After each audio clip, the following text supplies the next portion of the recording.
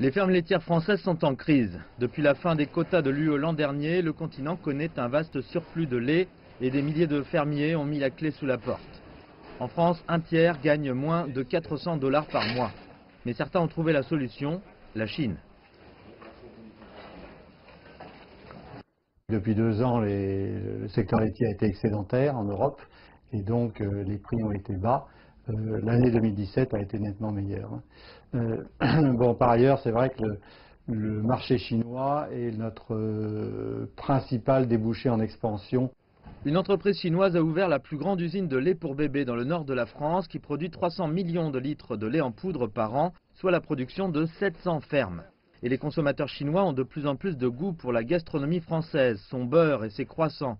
Le ministre français de l'économie a récemment dit que la France regardait vers la Chine et la Russie pour contrebalancer des inquiétudes grandissantes concernant les relations commerciales avec les États-Unis et la Grande-Bretagne.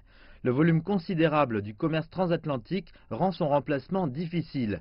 La France a exporté pour 39 milliards de produits aux États-Unis en 2016, comparé à 19 milliards seulement en Chine. La visite d'Emmanuel Macron dans la première année de sa présidence montre qu'il fait de la Chine une de ses priorités. Il souhaite améliorer les relations commerciales avec Beijing et résoudre les problèmes régionaux comme celui de la RPDC. Je compte pour ma part beaucoup sur la Chine et la Russie, qui sont les deux puissances internationales qui aujourd'hui peuvent prendre des décisions fortes en matière de sanctions, ayant un impact, un effet réel sur la Corée du Nord et pouvant conduire celle-ci à revenir autour de la table des négociations. Et il peut s'attendre à un accueil chaleureux. Le jeune président et sa femme Brigitte sont très populaires sur les réseaux sociaux en Chine. Madame Macron est la marraine du premier bébé panda né en France l'an dernier, Yuanmeng. La Chine avait envoyé les parents du petit en France au titre d'un prêt pour 10 ans en 2012. Le bébé a déjà gagné les faveurs du public français et Macron espère qu'il fera autant de fans en Chine.